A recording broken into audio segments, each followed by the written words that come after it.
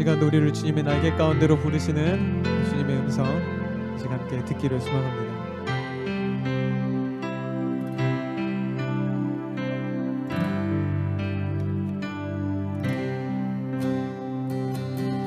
내 기도하는 내 기도하는 그 시간 그때가 가장 즐겁다. 이 세상 근심 걱정에 얽매인 나를 내 진정소원 주 앞에 낱낱이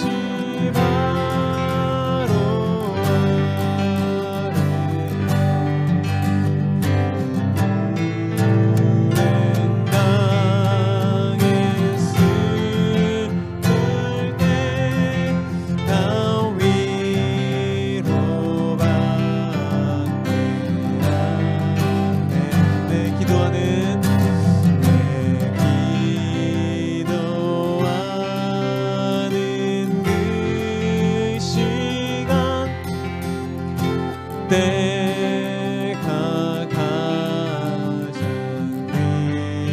귀하다. 저 광야 같은 세상을 끝없이 방황하다. 위태한 길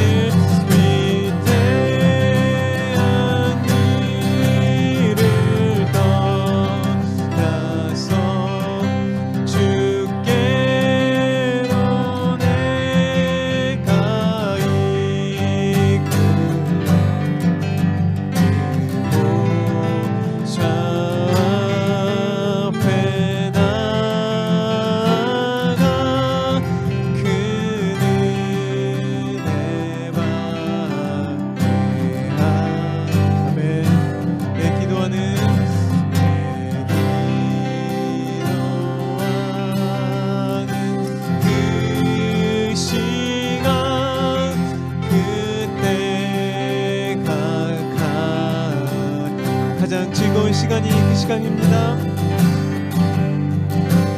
내 것이 큰 죄로 내 맘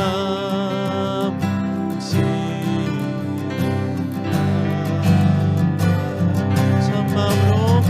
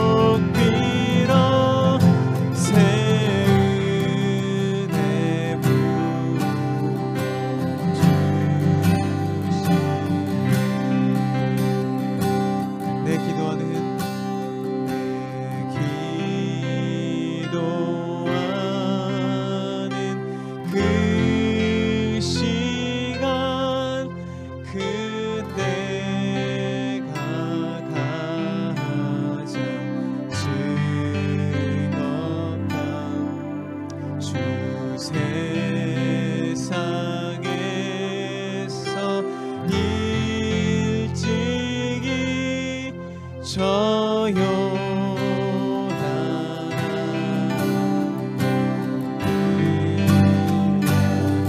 이들에서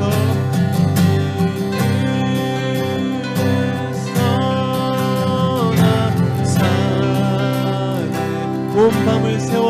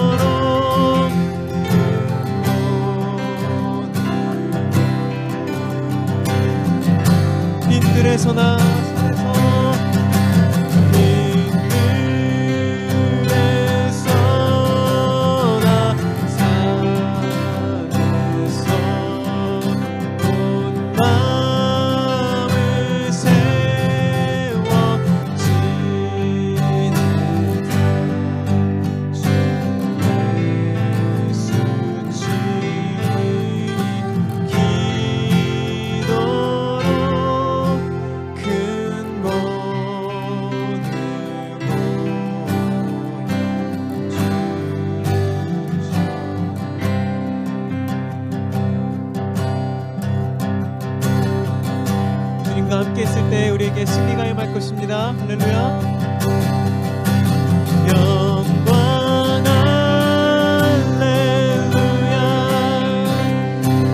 예수의 그 피가 내게 승리 주네. 구원이 오직 주님만이 우리의 구원이 되십니다. 영광 할렐루야. 영광 할렐루야. 예수의 이름이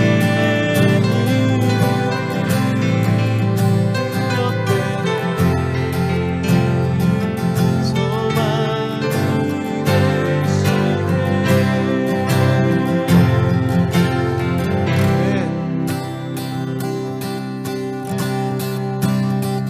함께 박수 치시면서 고백합시다. 성령이여, 성령이여 임하소서.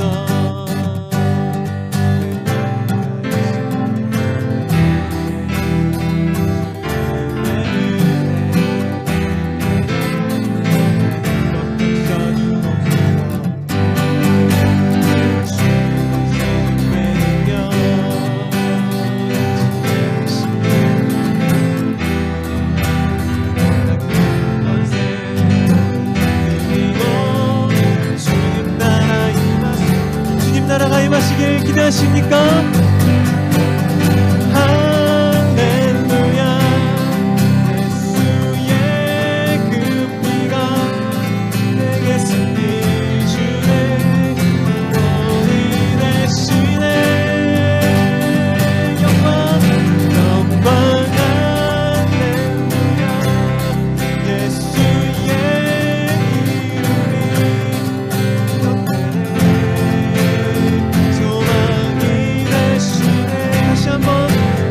성령이여 임하소서. 성령이여 임하소서.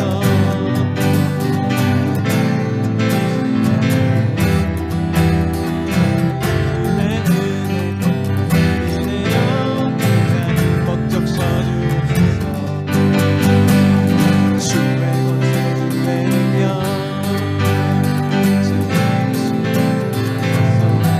악한 권세 모두 깨뜨리고 주님 나라 임하소서. 악한 권세 모두 깨뜨리고 주님 나라. 다시 한번 악한 권세 깨뜨리고 주님 나라 임하소서. 영광 영광 할렐루야.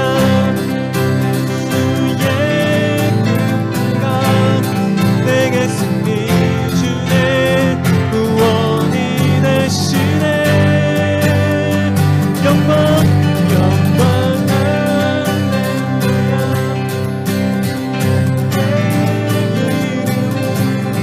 능력되네.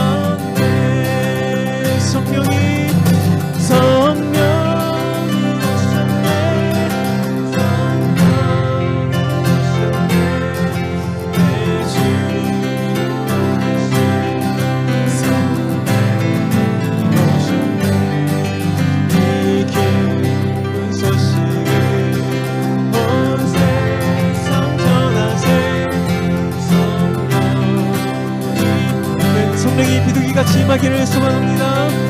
만왕의 왕께서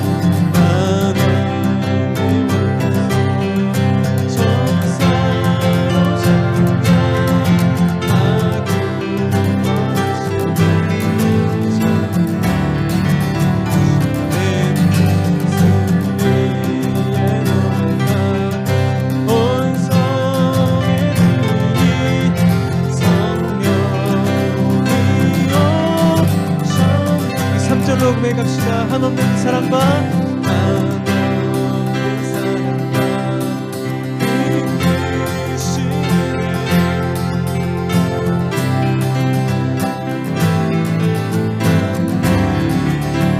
내 작은 힘으로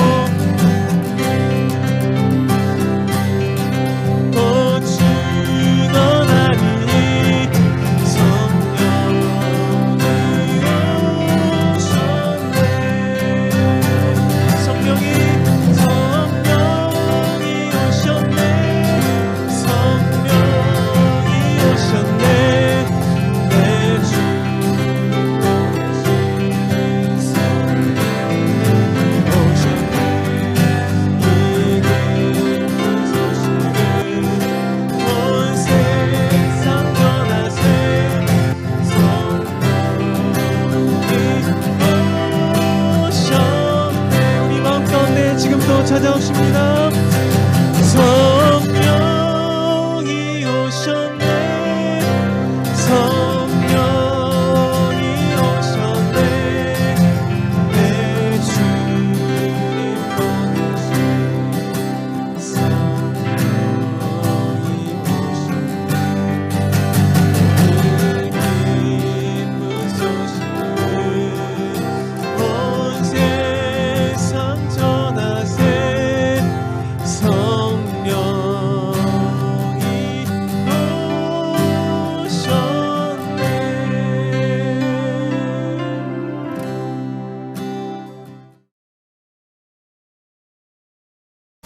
오늘 우리 주시는 말씀은 미가서 6장 6절로 8절 말씀 내겠습니다.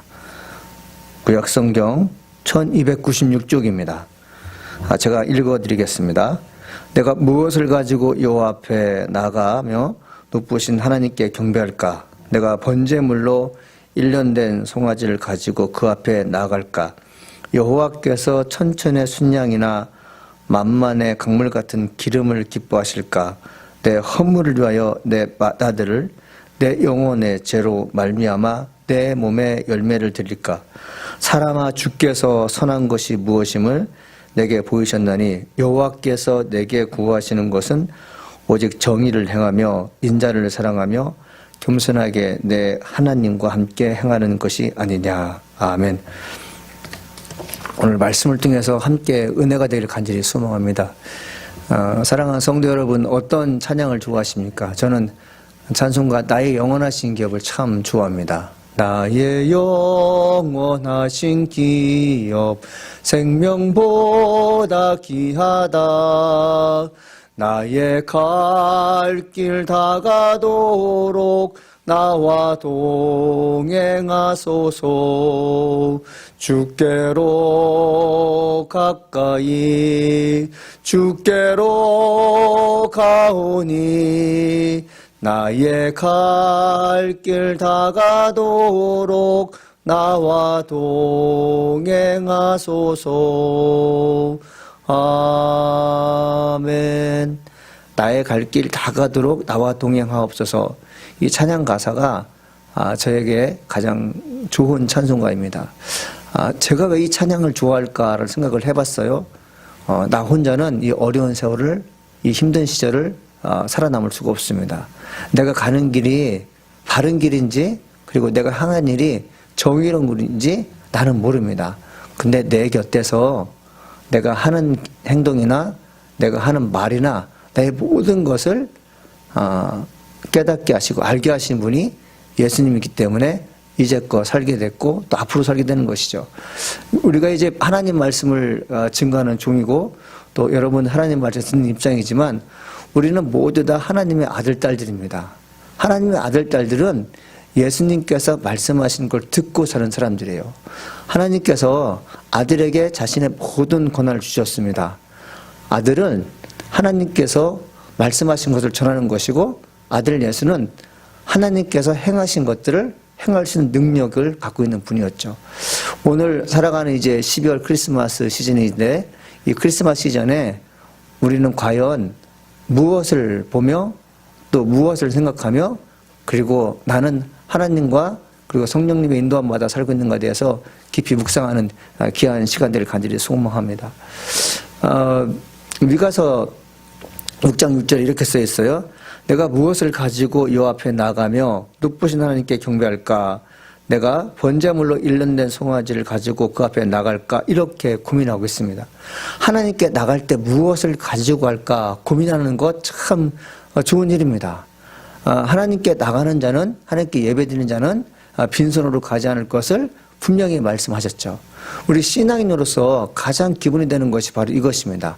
내가 하나님께 나갈 때 무엇을 가지고 가면 좋을까? 이 고민을 갖고 있는 사람은 참 행복한 사람이죠.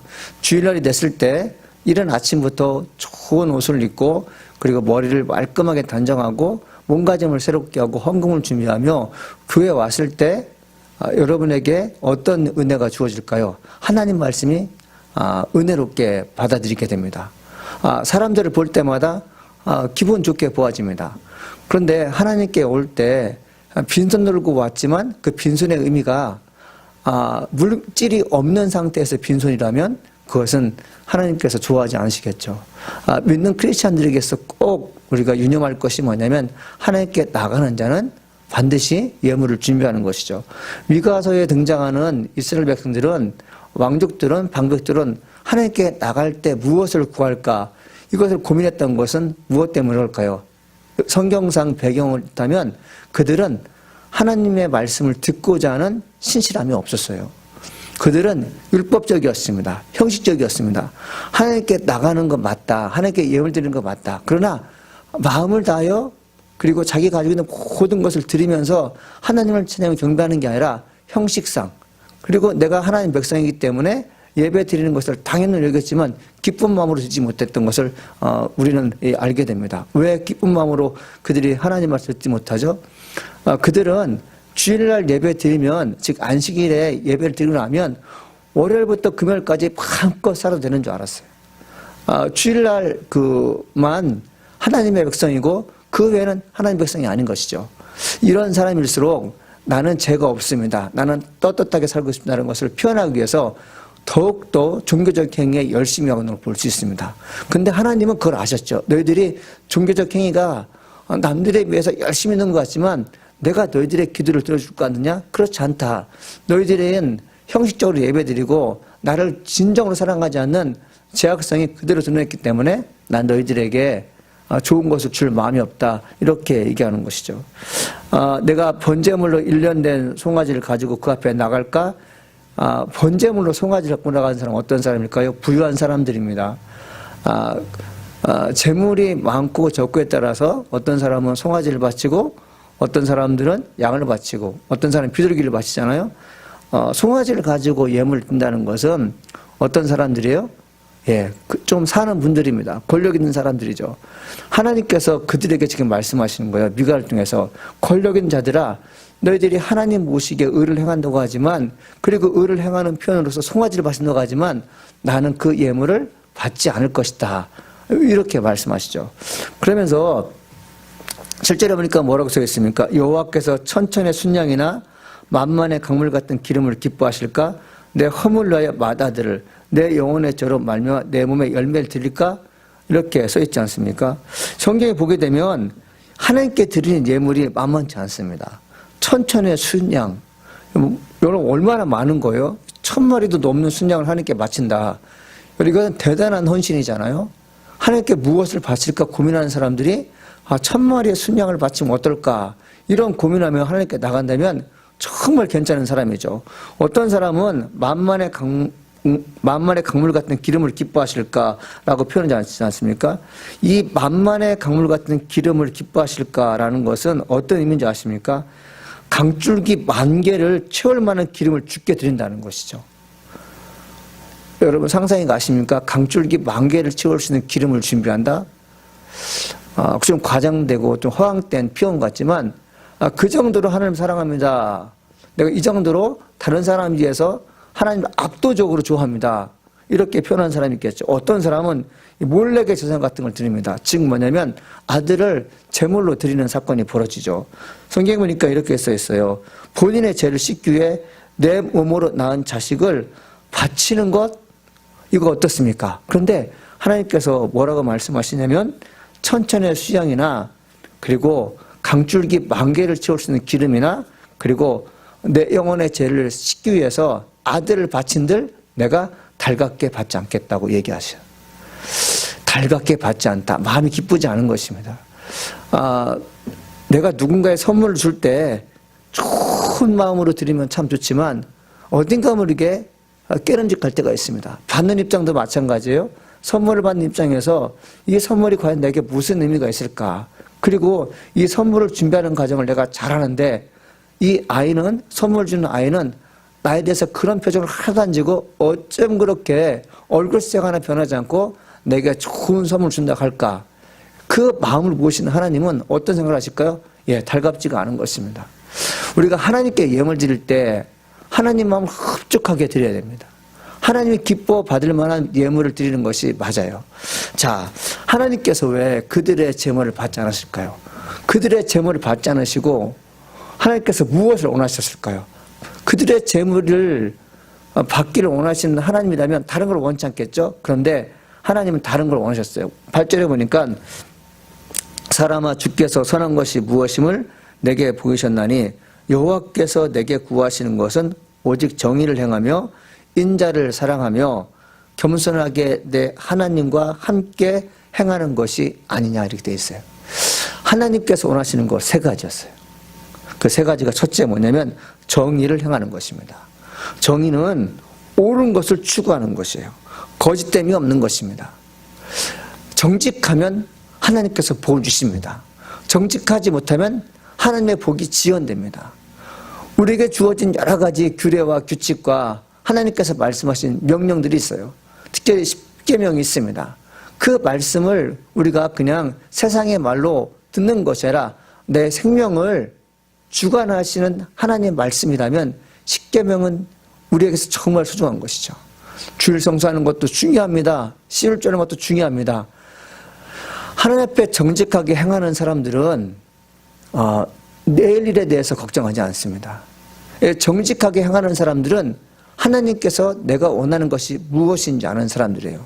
하나님께 정직한 사람들은 사람에게도 정직합니다. 사람에게는 정직한데 하나님께는 정직하지 않다? 반대로 하나님께는 정직한데 사람에게는 정직하다? 여러분 있을 수 없는 것입니다. 하나님께서 주신 계명도 그렇잖아요. 위로는 하나님을 사랑하고 옆으로는 이웃을 사랑하는 것입니다. 이웃 사랑을 내 몸처럼 하라. 이것이 마땅하니라. 하나님을 사랑하면서 이웃을 사랑하지 않는다? 여러분 이것은 뭐가 문제 있죠. 우리가 부모님을 공경하지 않으면서 하나님께 예물 드리는 것을 즐겨한다? 예수님께는 그들을 향해서 외식하는 자라고 말하고 있어요. 사랑하는 여러분, 하나님 앞에 정직하게 행하십시오. 우리가 헌금을 많이 드리지 못해도 그리고 매 주일마다 예배 때마다 내가 하나님께 무엇을 드릴까라고 고민하는 것보다 여러분 평상시 살면서 정직하게 사는 것이 참 중요합니다. 이 어떤 영화가 있었는데 그 영화에서 주인공이 무기를 파는 사람이었어요. 무기를 파는데 밀수하는 것입니다. 몰래 파는 건데 그가 그런 기도를 해요. 하나님, 이 무기를 파는 동안 들키지 않고 잘 팔리게 하소서. 이미 정직이 바닥이 달아났는데 하나님께서 그 길을 들어주실까요? 여러분 그렇지 않습니다. 하나님은 정직한 자에게 은혜를 베풀어 주세요.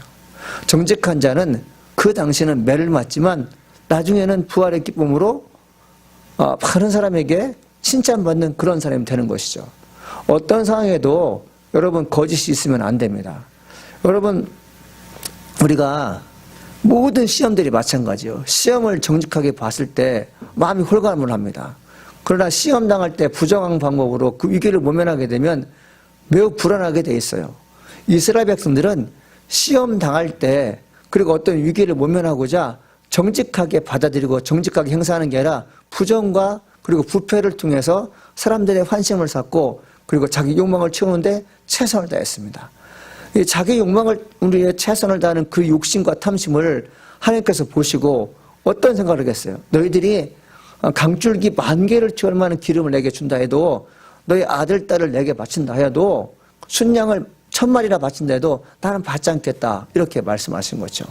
두 번째 성경에서 뭐라고 말씀하셨습니까? 성경은 인자를 사랑하며라고 되어 있어요. 인자를 사랑하며. 인자는 이웃입니다. 이웃 사랑한 것을 내 몸처럼 하라는 예수님의 말씀이 율법의 강령이고 여러분 골든 룰이지 않습니까?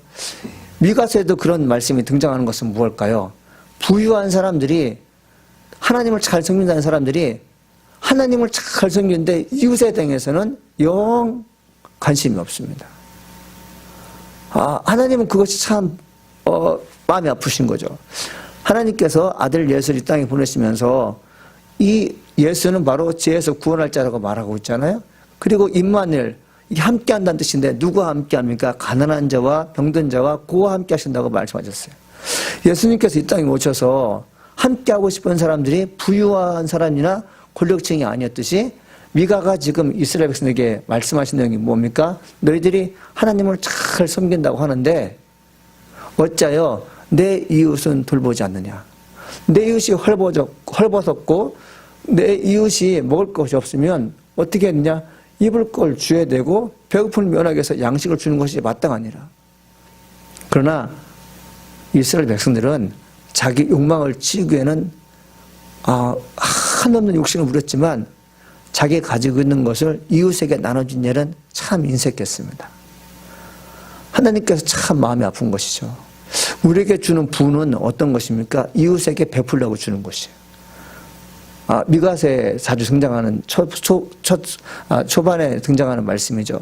너희들이 하나님께 받은 권력과 그리고 하나님께서 은혜를 주시는 그 많은 재물을 무엇에 쓰기를 원하냐? 약한 자에게 베풀고 없는 자에게 너 있는 것을 공개하는 것이 마땅하지 않냐? 예수님 하나님께서 말씀하셨죠. 그러나 그들은 듣지 않았습니다. 호세아는 이렇게 얘기해요. 나는 인내를 원하고 제사를 원하지 않냐며 번제보다 하나님 아는 것을 원하노라 되어 있습니다. 제사는 무엇입니까? 하나님께 예물 드리는 거죠. 제사가 일반적으로 감사합니다라는 소재의 제물보다는 그 당시의 제사는 번제였어요. 즉 뭐냐면 내가 죄를 지은 것에 대해서 용서해 주옵소서라는 그런 제사가 마련되어 있습니다. 그게 일반화되어 있어요.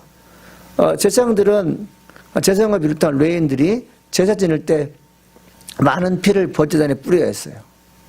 하나님 오늘도 내가 아는 어느 누구가 죄를 많이 지었습니다. 소를 갖다 바치는 거 보니까 엄청난 죄를 지은 것 같습니다.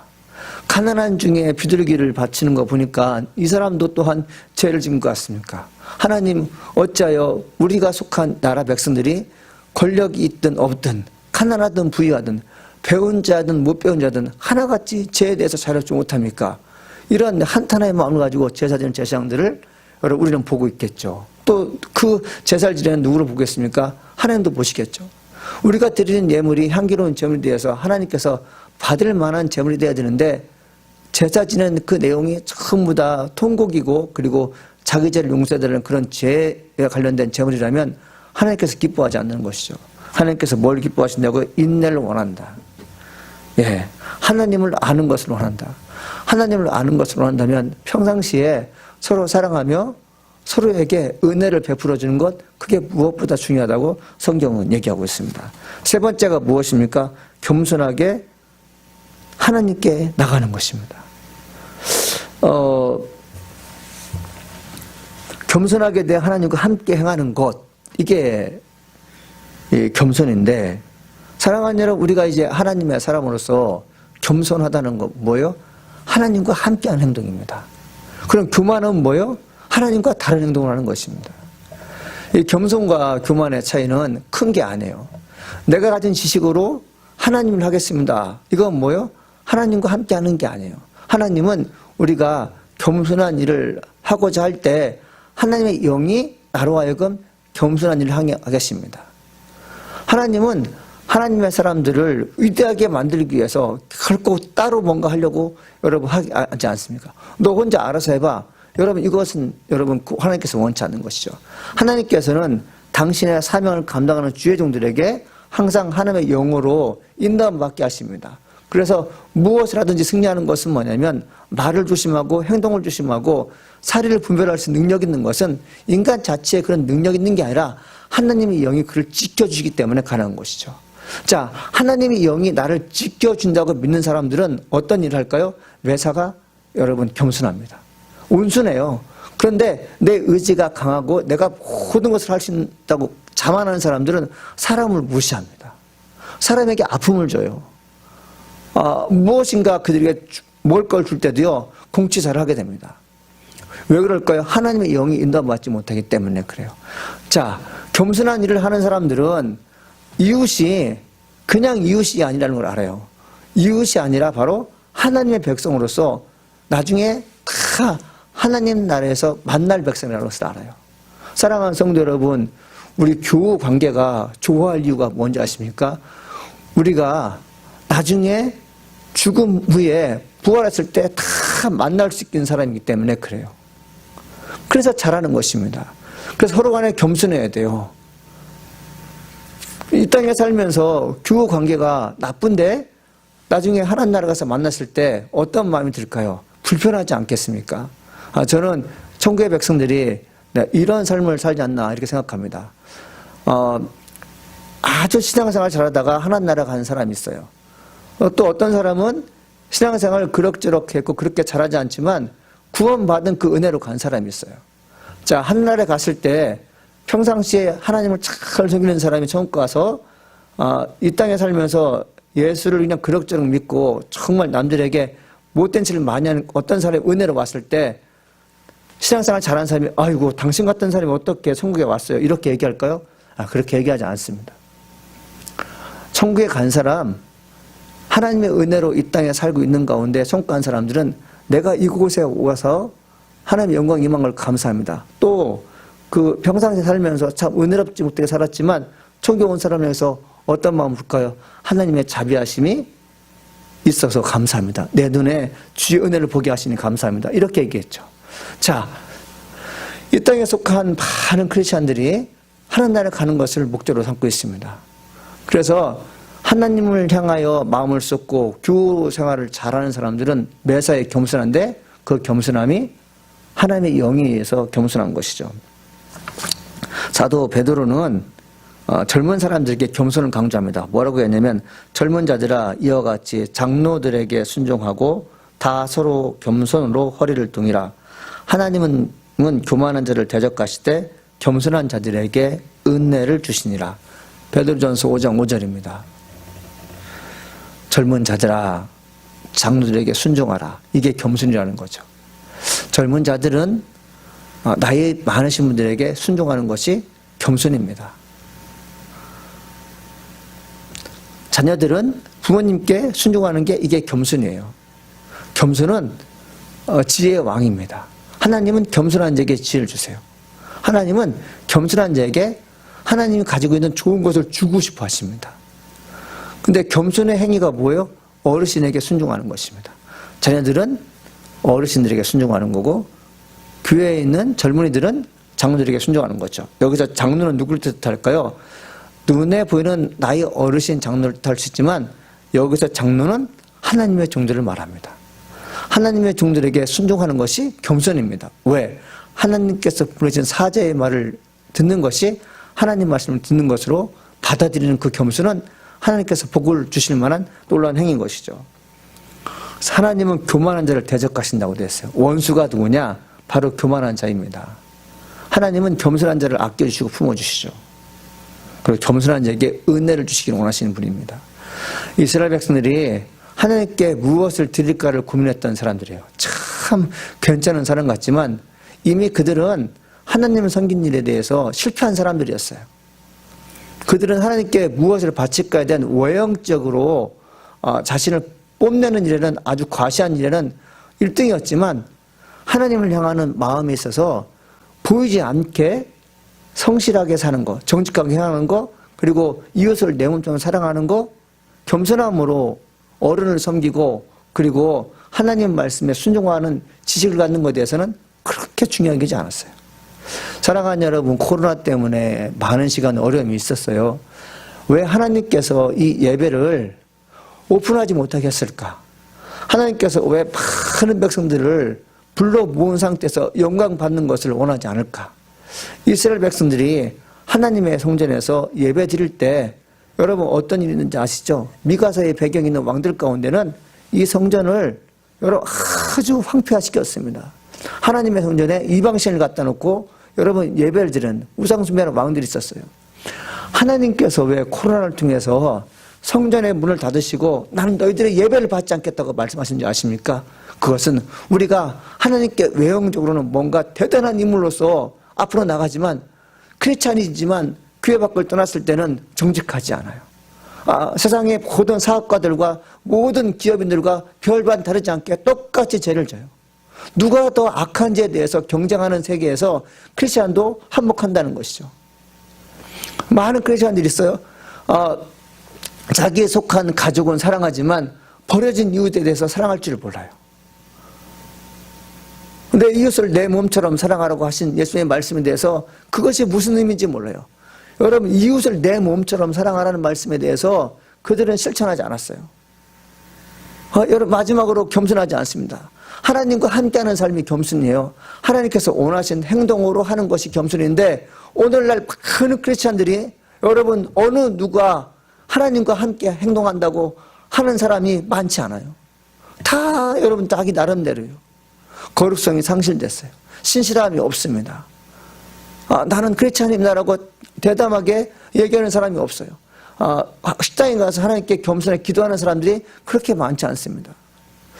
하나님을 사랑한다고 하면서 하나님을 믿게 전도할 그 사람들에게 본이 되지 않는 것을 이 백성들이 해왔을 때 하나님께서는 예루살렘 성전을 셧다운 시켰듯이 오늘날 많은 교회들을 셧다운 시키는 것이죠.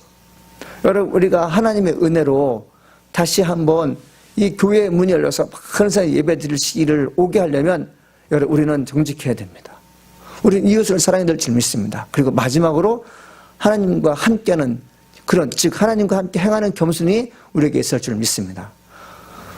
우리가 이제부터 조금 더 하나님을 잘 믿기로 마음먹었다면 교회 밖을 떠났을 때 나는 이웃에게 어떤 평판을 받고 있는지 한번 생각해 볼 간절히 소망합니다. 기도하시겠습니다. 은혜가 풍성하신 하나님 아버지 감사합니다. 하나님의 영광을 위해서는 좋은 크리스찬 되게 하시니 감사드립니다. 오늘 말씀처럼 주 예수 이름 높이는 존귀한 자가 되게 하시니 감사드립니다.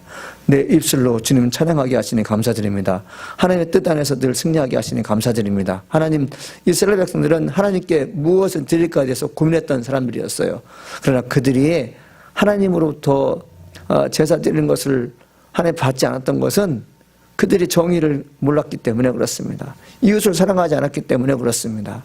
그리고 하나님, 그들이 겸손하지 않았기 때문에 그렇습니다. 12월 예수님께서 오신 날을 맞이했는데 우리 하나 겨우 먹고 살기 위해서 내 이웃을 내 몸처럼 사랑하는 그런 신앙의 행위는 보이지 않고 오로지 내 가족만 나만을 위한 선물이고 나만을 위한 어떤 좋은 것을 사용한다면 하나님 그것은 하나님 마음을 아프게 하실 것입니다. 저는 12월이 됐는데 하나님 우리가 이웃을 내 몸처럼 사랑하는 그런 성품 있게 도와주십시고 하나님 내가 주님과 함께 동행하는 것이 가장 큰 기쁨이라고 하나님께 기도할 수 있는 위대한 크리스찬들 될수록 축복하여 주시옵소서. 하나님 감사합니다. 예수님의 이름으로 기도합니다. 아멘.